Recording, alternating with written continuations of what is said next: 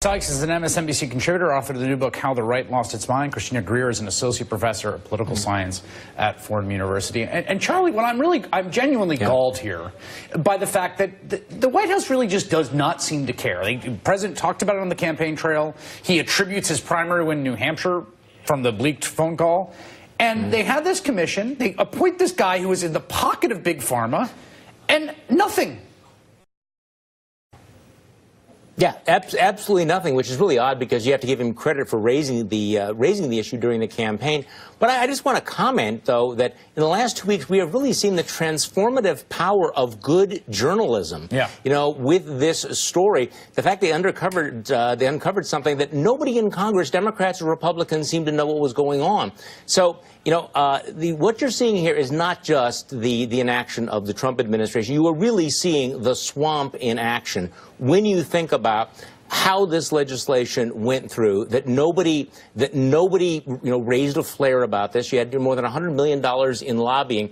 This whole culture in Washington, where you have industries, including bad actors like some of these pharmaceutical companies, having a veto power over this legislation. I mean, this really opens the door to how this happened. This opioid crisis didn't just happen. It is a man-made crisis. But what we learned over the weekend about the legislative process, both Democrats and Republicans, is pretty horrific. And yet, I mean, this was the drain the swamp idea, right? And you got Scott Pruitt at EPA, who says that he's going to outsource more to the industry that's polluting. And then he has Marino. This is the guy that he chooses. I thought it was so revealing, too, when he's asked yesterday about Marino, Christina. He says, the first thing, what is the first thing he says? He knows the issues well. He was an early supporter of mine. Right. It was such a tip-off about what this is about. Well, first of all, there are a few things that we have to discuss. One, this president is so incompetent and has absolutely no idea what's going on. That's one. Two, we as Americans... Right, if you said to him, like, what are the top-line recommendations of your opioid commission, do you think he could answer He would not. question? I mean, we know that Obama went across the country for a full year answering questions about anything and everything in the health care bill.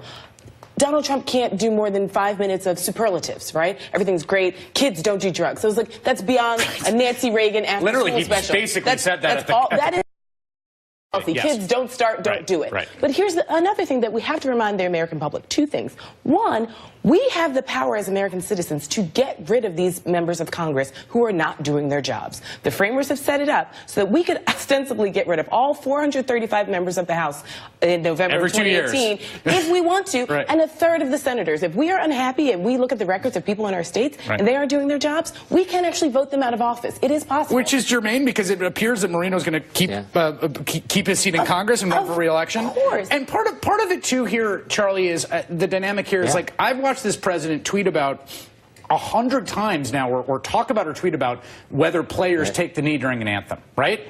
And it's like that's the kind of thing when you program your presidency like a talk radio show, that's going to keep the phone boards lit up. But there's nothing in it. There's no red meat in the opioid crisis. There's no, like, it's a complicated, sad, bad story that needs serious policy making. And what's striking to me is it's not something he's spending a lot of rhetorical energy on because it doesn't afford him the opportunity to beat the stuffing out of some villain. Yeah, it doesn't match that narrative. It doesn't play the culture wars, you know. But as you said a little bit earlier, you're talking about an epidemic that kills 60,000 Americans.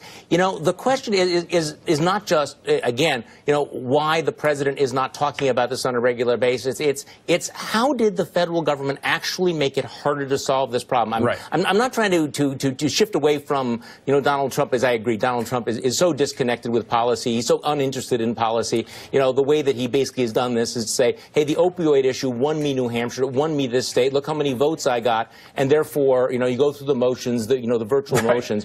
But you're absolutely right. He's not tweeting about it. He's not tweeting about a lot of things that are actually affecting people's lives, like the wildfires in the state of California. But this one, and I do think you raised the question, where is the outrage? You know, in Congress, where is the outrage about a crisis that is killing this many Americans and no one is doing anything about it? But I think it's really complicated for this president because he is also trying to get rid of Medicaid. And Medicaid is the system that is actually helping a lot of people get off of, this well, it's covering treatment for a lot of people, although the capacity is nowhere near what's needed. Nowhere near what's needed. But he's trying to strip it so that you have nothing, right? No mental health services, no physical health services. And so this is a situation where this president can't also blame Mexicans as rapists. He can't blame the blacks. He can't blame Muslims and ISIS. This is actually a much more complicated problem, and he can't race bait with this one. Well, and I should say this as a final note, that the one at the meetings that he's had about this, he keeps talking about the border wall. But, it's like the calls coming from inside the House with American pharmaceutical companies putting billions of pills, and he wants to build a border wall to stop it. Charlie Sykes and Christina Greer, thank you both. Thank you.